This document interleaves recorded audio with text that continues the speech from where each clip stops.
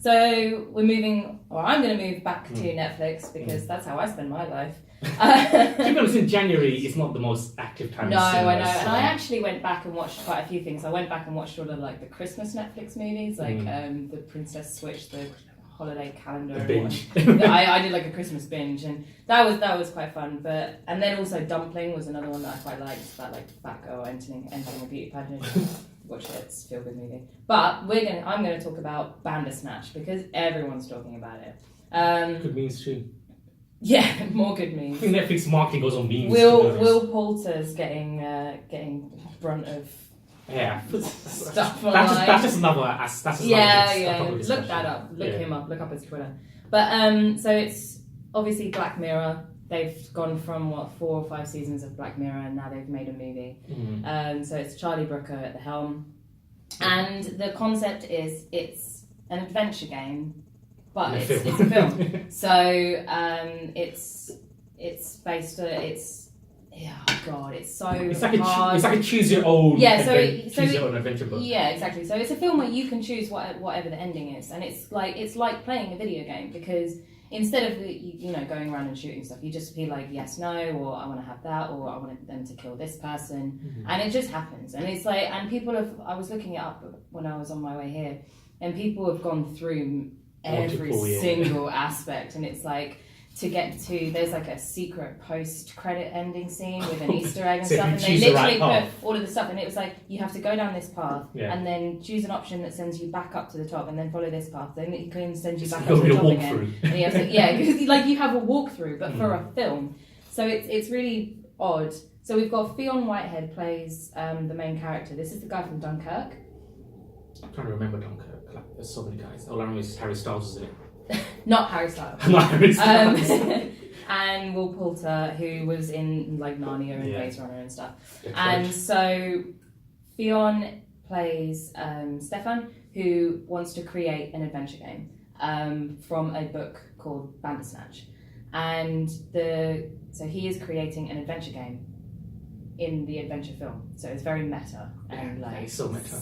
Yeah, damn, so meta. Inception will be proud of this, man. Yeah, I know. And so you go through and you make all of these decisions, and he wants to make the game, and he's going a bit crazy. And the author of the book went crazy and like beheaded his wife, and he's just losing his mind. And then he starts feeling like he's being controlled, like his life is an adventure game. Okay. And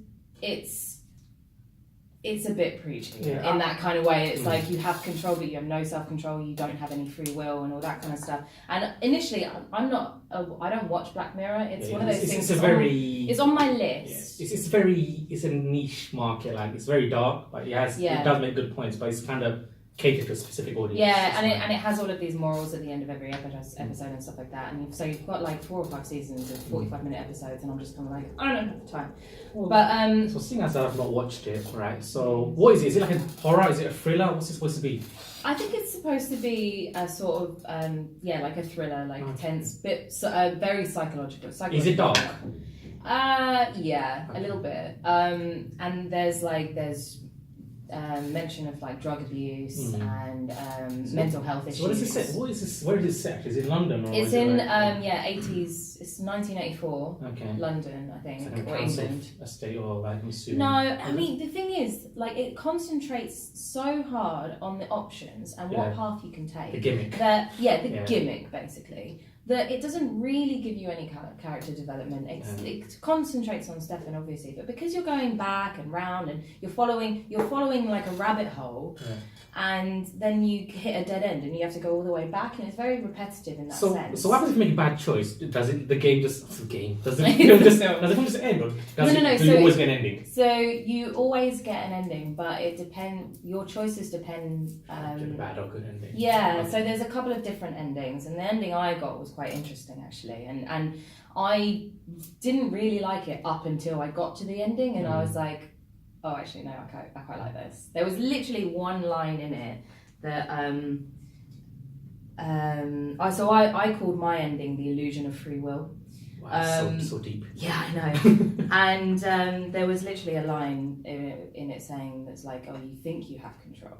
And it kind of goes into it, and I was like, oh, that's clever, I get it. But I don't really watch Black Mirror. So at the beginning I thought it was a bit dull, a bit repetitive, bloated, and then I got deeper and that one line changed my mind. Like I said, you were like chasing the rabbit down a hole, it's very meta. But you don't have that character attachment. And because you're just flicking back and seeing the same scenes over and over. So what I was going to say, like you follow it, you hit a dead end, and it doesn't finish. Okay. It sends you back to a previous decision. Checkpoint, exactly. And it's like, oh, you died or wasted or game over, and it like sends you back to the last checkpoint, and then it's like sugar puffs or frosties, and you're like, I made this decision already. It's an actual decision in the game. Yes, it's like the first decision you make. It's an easy one. It's an easy one. It's not like, do you want to which person you want to kill?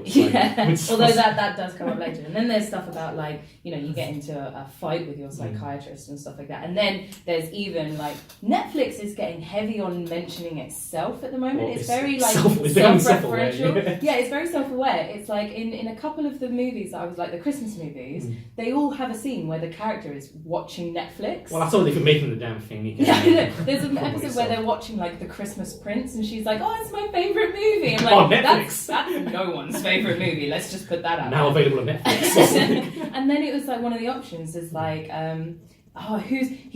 he feels like someone's controlling him, like he's in an adventure game. And then he's like, who's there, who's controlling? One of the options is Netflix. So it's like, in the film, it is aware that Netflix is the one controlling it. And it's like, okay, we get it, Netflix. What? You are omnipotent, okay? Well, for the sound of things, it sounds like a good concept. It's a good concept. It's not going to be perfect because it's like a first of its kind. I found my favourite critic review of this. So it's Willa Paskin of Slade. I don't know. Shout out for you. Shout out.